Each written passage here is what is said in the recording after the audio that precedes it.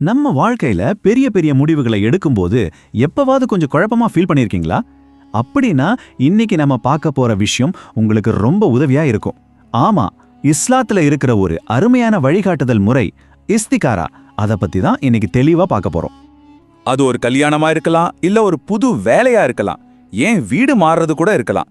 ஏதோ ஒரு பெரிய முடிவு எடுக்க வேண்டியிருக்கும் போது இத பண்ணலாமா வேண்டாமா அப்படின்னு ஒரு பெரிய டென்ஷன் வரும் இல்லையா? சரியான பாதையை தேர்ந்தெடுக்கிறது நிஜமாவே சில சமயம் ரொம்ப கஷ்டமா இருக்கும். இந்த அனுபவம் நம்ம எல்லாருக்குமே எப்பவாதோ ஒரு தடவை வந்திருக்கும். சரி, இந்த மாதிரி குழப்பங்களுக்கு இஸ்லாம் ஒரு அழகான வழியை காட்டுது. அதுதான் இஸ்திகாரா.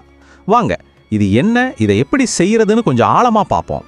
ரொம்ப சிம்பிளா சொல்லணும்னா இஸ்திகாராங்கிறது என்ன தெரியுமா? நாம நேரா கடவுள்கிட்டயே கன்சல்ட் பண்ற மாதிரி.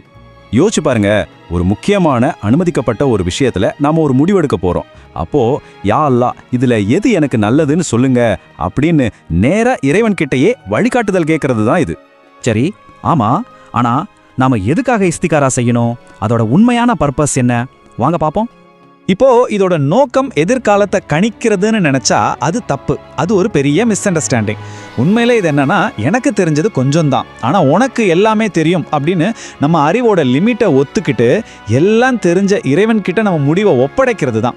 சிம்பிளா சொல்லணும்னா, இறைவா, இந்த விஷயம் எனக்கு நல்லதுன்னா அதை எனக்கு ஈஸியாக்கு, இல்ல இது கெட்டதுன்னா அதை என்கிட்ட இருந்து தூக்கி போட்டுடு அப்படின்னு ரொம்ப பணிவா கேட்கறது தான் இதோட சோல். ஓகே, இதோட நோக்கம் புரிஞ்சிடுச்சு. அடுத்த கேள்வி, இது எப்படி சரியா செய்யறது? வாங்க இஸ்திகாரா செய்யற முறைய ஸ்டெப் பை ஸ்டெப்பா பார்த்து தெரிஞ்சுக்கலாம். பாத்தீங்கன்னா இது ரொம்ப ரொம்ப சிம்பிளான ஒரு முறைதான். பார்க்கலாமா? ஃபர்ஸ்ட் உலு, அதாவது சுத்தம் செய்யணும். அடுத்தது 2 ரக்காத்துகள் நஃபில், அதாவது உபரியான தொழுகை. அப்புறம் ஃபைனலா இதுக்காகவே இருக்கிற ஒரு ஸ்பெஷல் துவாவை ஓதணும். அவ்வளவுதான். பாத்தீங்களா, யார் வேணும்னாலும் இது எளிமையா செய்யலாம். அந்த துவாவில இதுதான் ரொம்ப பவர்ஃபுல்லான ஒரு பகுதி.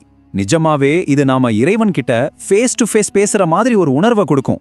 இங்க தான் அந்த கோட்ல உங்கள் தேவையை இங்கே குறிப்பிடவும் இருக்குல்ல, அந்த இடத்துல தான் நம்ம மனசுல என்ன தேவை இருக்கோ, என்ன முடிவு எடுக்க போறோமோ அதை தெளிவா சொல்லி இது சரியா அப்படின்னு வழிகாட்டுதல் கேட்போம். சரி, இஸ்திகாரா எப்படி செய்யணும்னு பார்த்தோம். ஆனா இத சுத்தி நிறைய தவறான புரிதல்கள், ஆமா நிறைய மித்ஸும் இருக்கு. வாங்க அந்த கட்டுக்கதைகளை உடைச்சு உண்மைகள் என்னன்னு பார்க்கலாம். இதுதான் இஸ்திகாரா பத்தி அடிக்கடி கேட்கிற ஒரு கேள்வி, ஒரு பெரிய மித் கூட. பதில் கண்டிப்பா கனவுல தான் வரணுமா? நீங்க என்ன நினைக்கிறீங்க? கொஞ்சம் யோசிச்சு பாருங்க.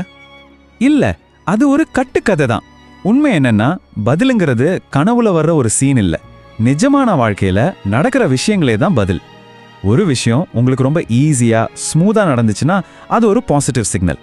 அப்படி இல்லாம அதுலயே திரும்ப திரும்ப தடைகள் வந்துகிட்டே இருந்தா அது ஒரு நெகட்டிவ் சிக்னல். எவ்வளோ பிராக்டிக்கலான ஒரு கான்செப்ட் பாத்தீங்களா?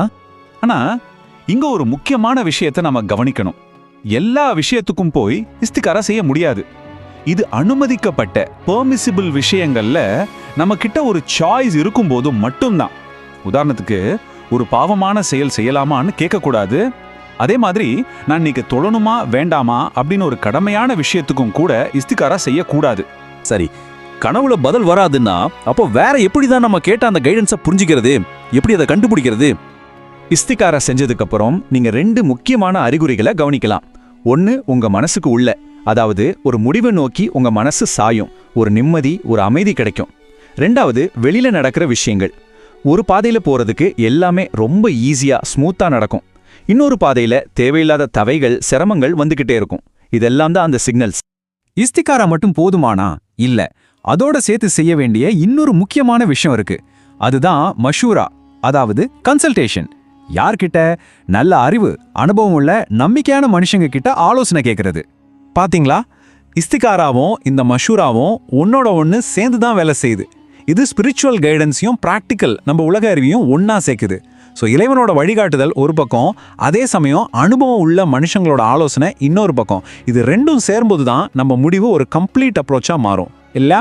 சரி, இந்த விளக்கத்தோட முடிவுல உங்களுக்காக ஒரு சின்ன கேள்வி.